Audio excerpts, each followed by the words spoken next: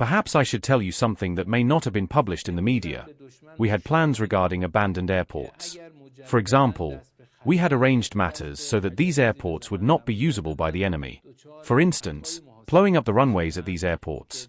These measures have been carried out at some of the airports whose security responsibility belonged to the Army of the Islamic Republic of Iran. As Iran now claims it anticipated a U.S. bid to grab or destroy its enriched uranium, did Trump's public rhetoric effectively leak key parts of the strike plan and create his biggest blunder of the year? If Tehran's generals were already braced for attempts to seize or bomb its nuclear stockpile, does that mean Iran walked into this war forewarned about Washington's playbook?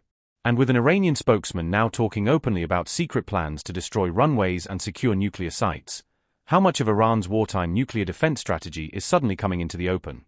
If Iran says it literally plowed up abandoned runways to block heliborne raids, did Tehran seriously expect U.S. or Israeli commandos to swoop in and steal its uranium from the air?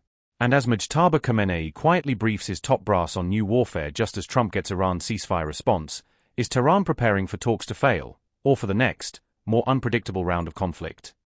Iran now claims it knew in advance that the U.S. and Israel were drawing up plans to seize or destroy its enriched uranium stockpile if war escalated further.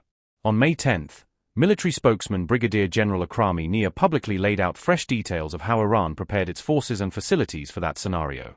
He said Tehran expected coordinated U.S.-Israeli strikes on nuclear sites holding high-grade uranium, and shaped its defenses around that assumption. According to Akrami Nia, Trump himself repeatedly talked about destroying Iran's 60% enriched uranium, tipping Tehran off that those stores were a prime target. Iran says both the regular army and the IRGC were placed on heightened alert to guard nuclear facilities in advance, treating them as likely focal points of any U.S. attack. Yes, look, some predictions had been made there in advance. In fact, one of the slogans Trump was giving was that the Islamic Republic of Iran possesses significant quantities of enriched uranium at the level of 60% and this must be destroyed. And we knew that they had a plan, a scheme, to remove the uranium from the country. Therefore, we were in a state of readiness. I mean the armed forces, both the Army and the Revolutionary Guard, in protecting these nuclear facilities where this enriched uranium is stored. And we believed that they might, through infiltration operations, through heliborne operations, for example, try to enter and in fact carry out theft and be able to steal. This readiness existed. In the areas that fell under the Army's jurisdiction, we had anticipated certain measures there. Perhaps I should tell you something that may not have been published in the media. We had plans regarding abandoned airports. For example, we had arranged matters so that these airports would not be usable by the enemy. For instance, plowing up the runways at these airports. These measures have been carried out at some of the airports whose security responsibility belonged to the Army of the Islamic Republic of Iran. According to the UN's nuclear watchdog, Iran currently holds more than 440 kilograms of uranium enriched to 60%, a level that is technically just short of weapons grade.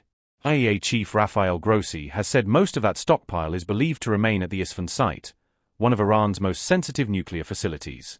Notably, Isfahan was hit during last year's 12-day U.S.-Israeli campaign, making it both a symbolic and practical focal point in the conflict.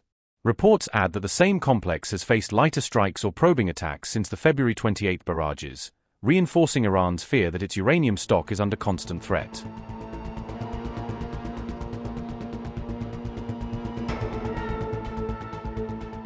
Akrami Nia also warns that Iran is developing new types of warfare for future conflicts, suggesting the next round may not look like the last one. He says any future war could expand into new domains beyond what Iran's enemies expect, hinting at fresh arenas where Tehran believes it can surprise its opponents. The spokesman argues these tools and tactics are meant to catch adversaries off guard, making clear Iran wants the next fight, if it comes, to unfold on terms it chooses. Today as well, we warn the enemy that if they once again resort to aggression and once again become afflicted with a miscalculation, in the way that they were in the past and now in fact are enduring and paying for the price of those past mistakes. If the enemy once again becomes afflicted with a miscalculation and resorts to aggression against our country, they will certainly face other surprising options.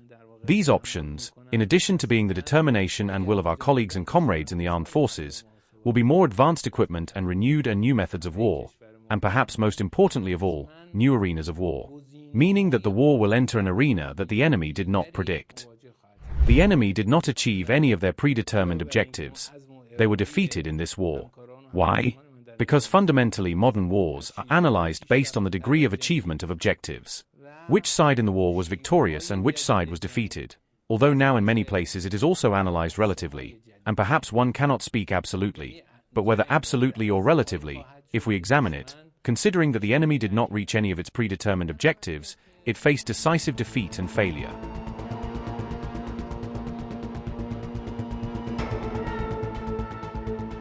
These comments land the same day Iran's armed forces chief meets Supreme Leader Mojtaba Khamenei, underlining how closely the top command is coordinating political and military messaging. State media say Mojtaba briefed the commander on new guiding measures on May 10, language that hints at updated directives for how to handle both future clashes and current diplomacy. The meeting comes amid growing fears that any misstep around Hormuz, Iraq, or Syria could trigger a fresh U.S.-Iran confrontation across the region.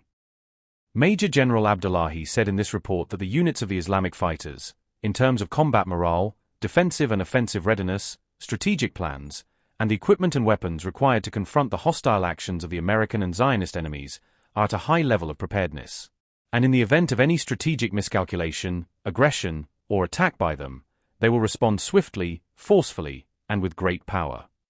Major General Abdullahi, on behalf of the units of the Islamic fighters and the armed forces, assured the Supreme Commander-in-Chief that, with full obedience to His Excellency's orders, they will defend the ideals of the Islamic Revolution, our beloved land of Iran, the sovereignty and national interests, and the proud and courageous people of Iran, until the last drop of blood and until their final breath, and will make the malicious, spiteful, and aggressor enemies regret their evil and aggressive intentions.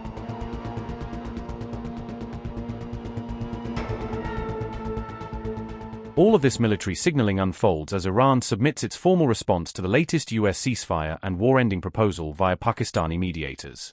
State media stress the reply was sent only after a full review and final assessment, suggesting internal factions have, at least for now, settled on a common line.